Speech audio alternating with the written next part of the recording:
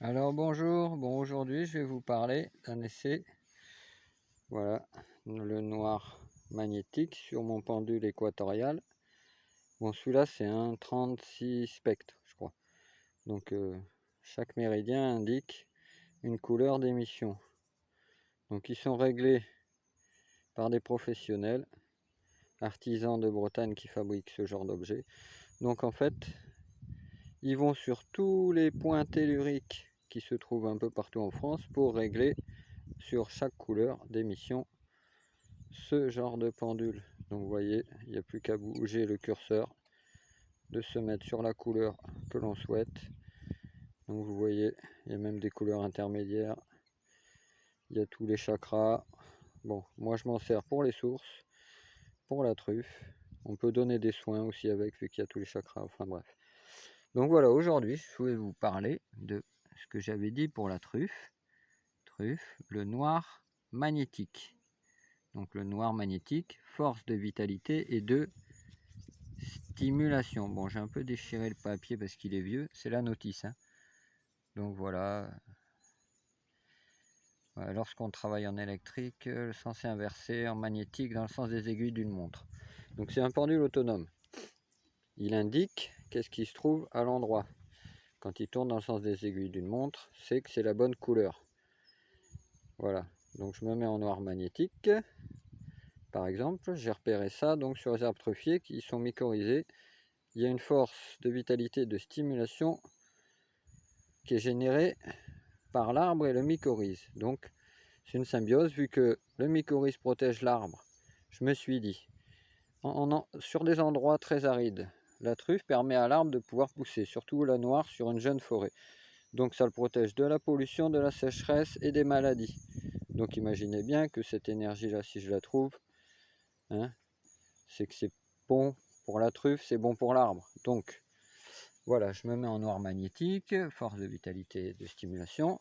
Donc je vais essayer de magnétiser des légumes. Donc j'ai fait quelques petites expériences, hein, je m'amuse.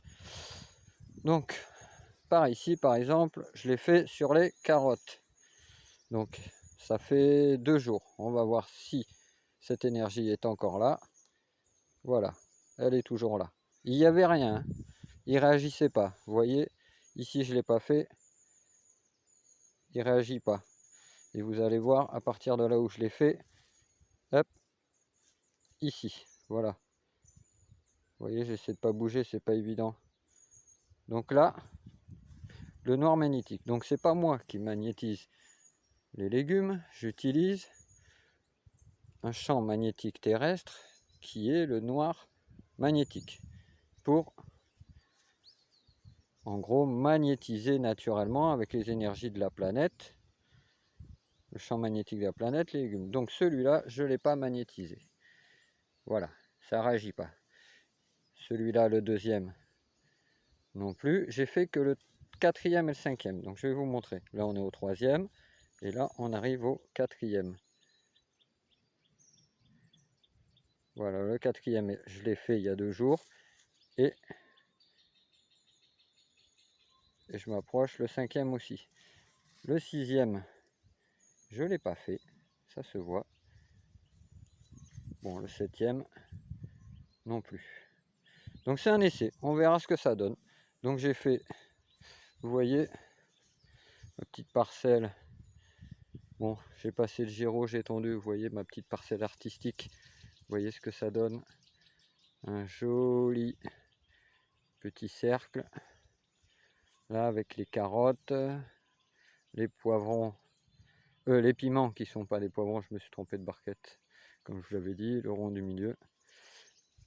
Donc ça donne une forme assez sympa, vous voyez, suivant l'angle où on regarde. C'est une ouverture là, il y a une autre plate-bande là. Là, nous avons les 2 longes de courge. Nous avons toujours mon petit demi-cercle juste ici, avec les grimpants, haricots grimpants, concombres et les tomates qui donnent rien parce qu'ils ont eu le mildiou. Petit potimarron qui a poussé tout seul. La table de tomates. Et j'ai planté quelques petits brocolis, vous voyez, alors c'est des essais pour voir. Ah, quelques-uns. Donc, celui-là, je ne l'ai pas magnétisé.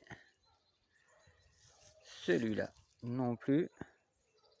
Par contre, celui-là, j'ai essayé. Regardez. Force de vitalité et de stimulation. Donc j'en fais au hasard, j'ai fait les carottes, j'ai testé le milieu là. Et là, je lui ai mis la dose.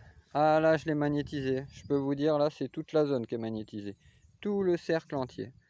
Et je peux vous dire, le pendule, vous voyez la zone? Force de vitalité et de stimulation. Hop. Donc voilà, c'est un essai. On va voir ce que ça donne. On va voir comment réagissent les légumes en utilisant le magnétisme de la Terre. Bon, il y a plusieurs sortes de magnétisme, plusieurs sortes de spectres de couleurs. Là, c'est le noir magnétique. J'ai fait un test, j'ai même fait ces carottes là. Vous voyez. Donc je me suis arrêté ici. Tout ça là, je ne l'ai pas fait. Tout ce qui continue. J'ai fait, je crois, les physalis. En fait, j'ai fait un peu toute la longueur avec les carottes là. Donc, comment on fait? Je vous montre comment on fait. C'est tout simple en fait. Ici, je crois que... Non, j'ai pas testé ici. Non, vous voyez? Il se passe rien. Donc, voilà comment on fait. Je tourne volontairement dans le sens des aiguilles d'une montre et j'envoie ce rayonnement à l'endroit. Noir magnétique dans le sens des aiguilles d'une montre. Donc, je tourne volontairement le pendule. Alors, on peut y aller fort, pas fort. Fort, pas fort. Donc là, j'attends qu'il se calme. Et là, normalement, vous allez voir si j'arrive dessus. Ah, je suis trop près. Si j'arrive dessus, voilà, il est toujours là. Vous voyez, ça tourne tout seul. Je vous montre sur celui d'à côté. Je ne l'ai pas fait sur celui-là. Bon, on peut aussi envoyer une imagerie mentale, hein, en imaginant toute la zone se faire magnétiser. Là, j'ai fait que ce plan-là. Donc, vous pouvez remarquer aussi, voilà, la petite antenne d'électroculture. Donc, c'est la récupération de ma en galva, tube galva. En haut, une canne à pêche, une vieille canne à pêche que j'avais de 3 mètres. L'antenne, c'est du fil électrique aluminium. Voilà, que j'ai dénudé. Après, j'ai tiré un câble électrique en cuivre, gainé, jusque à peu près au milieu des patates douces, là, avec une sardine. Donc, si vous regardez, les pieds de piment, celui-là, par exemple, bon, le rongeur est passé, avec le poids, il fait des galeries, donc ça tient moins bien. Donc, j'aurais dû le tutorer. Mais regardez quand même, voilà, comme Saint Thomas, ça pourrait le réconforter, hein. Saint Thomas, si tu es là, si tu vois ça, ça devrait te rassurer. Donc vous voyez, la sardine, elle est par là. Vous voyez là, comme c'est vert. Bon, il a fait chaud quand même parce que j'arrose pas. Et là, aussitôt qu'on s'éloigne, hop, regardez les autres. Ils sont développés, mais beaucoup plus petits. Vous voyez au pied de l'antenne, vert foncé, là, vert foncé. Et dès qu'on s'éloigne, c'est exactement les mêmes plans de la même barquette en polystyrène, barquette à poisson. Je mets à peu près 50 graines dans une barquette. Je recouvre ça de terreau. Voilà. Et les pieds de patates douces, pareil, au pied de l'antenne, ils se sont bien développés. Il y en a un au loin là-bas, il est plus petit. Et de ce côté, c'est tout petit. Donc, quand même, j'arrive à constater qu'ils sont bien plus verts qu'à côté. Vous voyez la couleur? Bon, il y a des beaux piments, mais il est chargé de piments celui-là. Si vous voyez, il y a des piments partout qui arrivent. Il est vraiment chargé de piments. Et celui-là, aussi celui-là aussi. D'ailleurs, ça pèse. Il faudrait que j'en enlève. J'en ai enlevé quelques-uns déjà. Donc, c'est du piment type Espelette. Et celui-là, il en a, mais beaucoup moins. C'est exactement la même terre, c'est les mêmes plants, de la même barquette, la même variété, tout pareil. Donc, électroculture, apparemment, c'est un test. Voilà, je teste ça aussi. Ça marche. Voilà. Donc, on reviendra dans... Je vous montrerai dans un mois si le noir magnétique a fait quelque chose.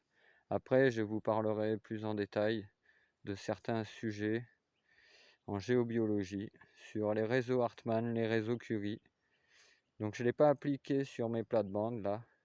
Suivre les réseaux, comme les anciens construisaient tous les bâtiments selon les réseaux Hartmann et Curie et les réseaux sacrés. Ils alignaient les murs et tout avec les réseaux.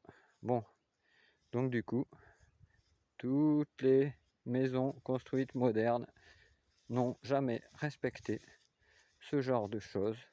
Et j'ai constaté depuis quelques années maintenant que beaucoup de gens ne savent pas, par exemple, qu'un réseau Curie passe au niveau de leur lit, là où ils dorment, et dans ma famille, plusieurs membres avaient des problèmes de sommeil et de douleurs nocturnes. Donc, je suis venu voir avec mon pendule un réseau Curie passer pile poil au niveau de leur cervicale, allongé dans leur lit, et du coup, j'ai dû intervenir, faire quelque chose, en gros, et du coup, ils dorment parfaitement bien depuis. Donc méfiez-vous, ces réseaux-là, Curie et Hartmann, sont des réseaux où toute l'électricité statique, on va dire de l'air, l'électricité, comment on va dire, les rayons du soleil, le rayonnement solaire, qui est un peu nocif, et bien la planète Terre se sert de ces réseaux pour évacuer le surplus. Donc si vous dormez sur une de ces lignes, et bien vous pouvez, en gros, si le réseau est surchargé, vous pouvez vous faire un peu charger vous aussi en électro, on va dire électricité résiduelle ou je ne sais quoi, même en gros tout ce qui est électromagnétique. D'où certaines personnes sont électrosensibles. Pour dire que si vous pouvez, j'ai pas trop le droit de vous montrer la notice du pendule, mais si j'ai mesuré, par exemple, là-haut, on a un paratonnerre. Avant, il n'y avait pas de problème. Maintenant, c'est que des antennes de portable. Je peux vous dire que le rayonnement autour, il y a des UV et des infrarouges très toxiques qui s'émanent avec une ligne moyenne tension à côté. Je peux vous dire que si les réseaux sont surchargés, c'est pas pour rien. Donc voilà, c'est juste, c'est pas mauvais comme réseau, fondamentalement à la base, mais quand il y a tout un tas d'électricité résiduelle, certaines fréquences, et bien c'est par ces réseaux-là que ça s'évacue. Donc voilà ce que je voulais vous dire. Donc on reviendra dans dans un mois, voir le résultat. Donc en utilisant le magnétisme de la planète Terre, le champ magnétique, le noir magnétique, j'ai essayé, j'ai pas testé d'autres couleurs encore, hein. Mais quand j'ai vu le résultat avec les arbres truffiers, vu que je cultive sans eau, que ça permet de les aider, de supporter la canicule, la sécheresse dans des endroits extrêmement arides, bah, je me suis dit, c'est pas mal. Bon, ici, j'ai rien fait. J'ai éclairci un peu, il y avait un peu trop, on va dire, des semis de mes graines de maïs des Incas. C'était un peu trop dense, et vu que ça pompe pas mal l'eau, en gros, et qu'il n'y avait pas de haricots dessus, j'ai pas mal éclairci, ça me fait un paillage en plus, un engrais vert. En plus, ça m'étouffait mes petites salades qui montent en graines. Comme ça me fait de la semence. elles vont se ressemer toutes seules. Je galère un peu pour ramasser les haricots tellement que c'est énorme. Je vous raconte pas les rampes de haricots. Les navets sont complètement étouffés, on les voit plus. Alors que là, il y a un rang et là, un rang. Et au milieu, j'ai semé des navets. Et il y a minimum 1 mètre entre les deux rangs de haricots. Donc là, nous avons pareil, les radis noirs semés il n'y a pas très longtemps. Et je vois que déjà... non, ça c'est du navet boule d'or, désolé. Ah oui, ça c'est le navet boule d'or, le radis noir. Je me suis arrêté là, j'ai fait moitié-moitié en fait. Le radis noir, il est par là, voilà. Donc radis noir qui se porte bien. Mon semis tout venant qui est en train d'exploser. Je crois que je vais descendre un peu d'eau. J'ai dit que j'allais les choyer cette année. Donc j'ai repaillé. Il y a des tomates qui poussent un peu partout au milieu. Des graines perso. Donc vous voyez, c'est la forêt de haricots. Donc je voulais ressemer épinards et tout entre les interstices. Ben je ne vais pas pouvoir. Ah oui, là je suis reparti avec du radis noir. Donc déjà, certains radis noirs en peu de temps commencent déjà à me faire. On voit pas très bien. Il fait déjà la taille du petit doigt. Ok. Oh, les chats sont passés. Donc, vous voyez, les haricots, c'est une invasion. Heureusement que j'en vends pas mal. Mais qu'est-ce que c'est long à ramasser. Oh là là. Ah, pied de tomate qui a poussé tout seul. Je sais pas s'il va donner quelque chose celui-là parce que le milieu est encore là. Les haricots, pour aller les ramasser à plus de 3 mètres de haut, là, je vais m'amuser. Les maïs sont à 2 mètres. Hein. Il y en a, je les ai castrés. En gros, j'ai coupé la hampe florale. Voilà. Donc je m'amusais à aller ramasser les haricots grimpants là-haut. Mais bon. Et dessous, tous les haricots nains que j'ai semés commencent à bien donner. Ils sont à l'ombre des maïs. Et vous voyez, les haricots, ils sont là. Il y a des haricots un peu partout. On les voit, des petits haricots grimpants. Des petits haricots nains. Là, il y a un grimpant entortillé. Donc j'en ai mis partout. Semé à la volée, comme j'avais dit, recouvert d'un peu de foin. Sous la canopée de tout ça, je me dis, c'est pas mal. Donc ils sont pas comme à côté, vu qu'ils sont dessous, mais ils produisent franchement très bien. Et c'est pas facile de les ramasser. C'est plus facile de les ramasser que les autres extrêmement touffus avec beaucoup de feuillage. Donc ceux-là, ils sont tout fins. Ils produisent bien. Regardez. Ils sont dessous. Il y a des beaux haricots magnifiques. Vous voyez la taille. Ils sont pas mal. Donc je ramasserai ça demain. J'aurai une petite session à faire là-dedans. Voilà, tous les maïs que j'ai enlevés pour faire un peu lumière. Ça commence à être vraiment très sombre. Alors que là, je vous dis, un pied de haricot beurre là. Là, c'est... Je les ramasse tous les jours. Ça donne à gogo. Vous voyez, les haricots beurre. Et les verts ont l'air de vraiment être extrêmement longs. Je crois que mon petit mush conçu d'ortie fougère leur a plu. Parce que quand je vois la longueur, je les ai ramassés hier matin. Ils étaient tout petits. Mais alors voilà la taille qu'ils font. Et c'est des tout tendres. Vous voyez, ils sont tout petits. Mais alors, la longueur, c'est impressionnant. C'est exactement la même variété que j'avais à côté. Et bien je peux vous dire, si c'est le mulch que j'ai fait qui leur plaît, regardez la taille. Ils sont géants. J'en ai trouvé d'une longueur, je vous raconte pas.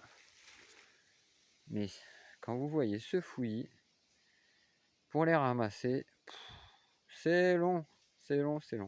Donc voilà, on s'amuse bien au jardin MSV. J'ai repaillé tout. Voilà, mes petites salades. C'est pour ça que je voudrais arroser quand même. Parce que je vois que Elles ont souffert la sécheresse. Celles-là, elles n'ont pas eu le temps de paumer. Elles montent en graines. Elles s'étirent. Donc pour les autres. Et plein de petites blettes aussi. Plein de petits pieds de blettes qui eux se portent bien. Il y en a. Oh là là, les haricots beurre. C'est une invasion. Une invasion de haricots beurre. J'arrête pas de les ramasser. Et comme par hasard, ils préfèrent, les clients, les haricots verts. Ah là là là là. Donc on va faire sûrement des conserves vu la quantité. Parce que là, j'ai 2 rangs de 25 mètres de haricots beurre et un rang et demi de 25, un rang de 25 mètres et un demi-rang de haricots verts. Plus les grimpants qui sont sur la table de tomates, la petite table à tomates. Donc eux ils ont bien rempli la table en tout cas. J'ai vu qui donne, je les ai tous ramassés, mais ça a quand même pas mal donné. Là on n'en voit plus beaucoup, assis quelques-uns par dessous. Alors dès que j'en oublie un, bien sûr, ça devient énorme, ces haricots là. Voilà. Les courges, j'ai nettoyé les pieds. Les potimarrons, les courgettes. J'ai enlevé tout ce qui était un peu abîmé. Vous voyez, les potimarrons, ils sont en fin de cycle, vu que j'arrose pas. Ils sont plus précoces que si on arrose. Un petit pied de melon qui traîne, je crois. Hop. Voilà, donc il y a quelques beaux potimarrons. C'est pas énorme comme production. Là-haut, c'est bien mieux. Les courgettes, elles, par contre, elles kiffent. Donc c'est peut-être pas des grosses productions, mais les potimarrons sont magnifiques. Vous voyez déjà la taille qu'ils font. Donc voilà, en principe je les récolte fin août. Il y en a d'autres, ils les récoltent septembre, voire octobre, mais sans arrosage. Ils ont un cycle de vie beaucoup plus court, car j'ai que 1 ou 2 fruits par pied. Voilà, le manque d'eau fait que ils produisent pas plus. Donc voilà, et ça fait des fruits de très bonne qualité. Donc voilà. Et là, ma plate-bande de gariguettes est monstrueuse. Ça fait, ils ont 3 ans les pieds. C'est une invasion. Elles viennent de stolonner. Ça va être encore plus compact. J'adore cette variété, même si elle n'est pas remontante. Elle produit beaucoup d'un coup. Ah, quelques boutures de ça. Je crois que c'est du casseille. Un mélange cassis-groseille. Que j'ai fait des petites boutures directes dans le bac, en pleine terre, direct. Quelques pieds de tomates cerises, les poivrons là, il me restait des planches, je les ai mis tard. Là, c'était pareil, de la gariguette, mais vu qu'il y avait plein d'orties et de topinambours, j'avais passé la tondeuse, repaillé, et du coup j'ai planté des pieds de tomates et tout. Mais les gariguettes sont ressorties. Donc, comme je vous ai dit, j'ai planté de la charlotte en fraise, charlotte et de la mariguette, qui elles sont des remontants et donnent toute l'année. Vous voyez, et encore des fraises. Ouh, celle-là elle est abîmée. Voyez, elle s'est un peu abîmée avec la chaleur et la pluie d'hier. Il y a une petite pluie. Vous voyez, c'est des beaux pieds quand même qui se font étouffer par le liseron. Donc j'ai fait un rang. Vous voyez, quelques fraises encore. Alors ça, oui, ça doit être la charlotte. Et il y a de la mariguette qui est un peu plus allongée. La charlotte est plus ronde. Voilà, ça c'est plus, on dirait, de la mariguette. Marat des bois, gariguette. Voilà. Donc ils ont chaud quand même, mais elles sont succulentes. Petites fraises. Elles m'en ont fait des énormes. Ah, pieds de patate avec des dorifores. J'en ai très peu ici, il fait trop frais j'ai remarqué que je peux mettre des patates ici. J'ai pas d'invasion de doryphores, alors que là-haut, c'est une invasion. Voilà. Donc vous voyez, il y a quelques petites fraises encore là-bas qui traînent. Là-bas au bout. J'en ai mis un peu partout. C'est là-dessous, avec un mûrier monstrueux que j'ai repiqué au printemps. Je peux vous dire, celui-là, j'ai tout obligé de l'attacher, ce qui s'emballe quand même. Alors ce qu'ils adorent, les mûriers, pour avoir vraiment un gros pied, c'est quand la pointe, la tige, touche le sol et se marcotte. Alors des fois, carrément, je coupe le bout. Là, il est passé à la tondeuse, je crois. Il était trop grand. Donc je coupe le bout et je le plante directement dans le sol. Et je peux vous dire que l'année d'après, le pied qui sort d'ici, il est comme ça. Voilà. Donc c'est là où il préfère se répandre et se développer. Vous voyez cette tige-là, si je la laisse, elle va toucher le sol et se marcotter. Et c'est ça qui donne vraiment après des pieds énormes. Le rejet qui sort de cette marcotte, la pousse droite, l'année prochaine est monstrueuse. Donc voilà, petite astuce pour les mûriers sans épines. Donc vous pouvez les contrôler, les planter dans la terre où vous voulez. Vous pouvez faire des formes, ça marche très bien. Là, je vois que la Charlotte a stolonné. C'est en train de partir dans les allées. Voilà. La Mariguette. Et ça produit encore. Je vous dis, les remontants, c'est impressionnant. Et elles sont vraiment, vous voyez, extrêmement bonnes. Par contre, j'ai remarqué un truc. Vu que c'est des remontants, l'année d'après, les pieds mères, comme on dit, au bout de 2 ans, ils sont complètement dégénérés. Je crois qu'ils donnent trop, vu qu'ils sont remontants, ils se fatiguent. Donc, il vaut mieux repartir chaque année de stolon avec les remontants que la gariguette. Ce qui me donne le mieux, c'est un pied de 2 ans minimum. Un pied de 2 ans, c'est celui qui donne le plus et le mieux. Parce que c'est pas un remontant. Vous voyez, là il y a de la fleur. Là il y a de la fleur. Voilà, fraisier remontant. Ça produit presque jusqu'au mois d'octobre, c'est impressionnant. Et tout le long, tout le long, tout le long. Par petite quantité, certes, mais ça produit tout le temps. Vous voyez, là encore, tous, ils ont déjà bien produit. Ils m'en refont plein. Petite punaise, tiens. Ils m'en refont plein, plein, plein.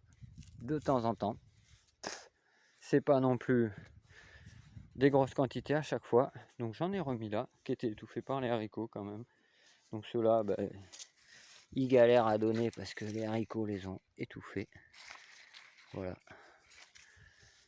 Donc voilà, si vous voulez, les fraisiers, voilà. Tout ce qui est pas remontant, un pied de 2 ans, donne à gogo. Tout ce qui est remontant, il faut replanter chaque année des stolons. Voilà, bonne journée.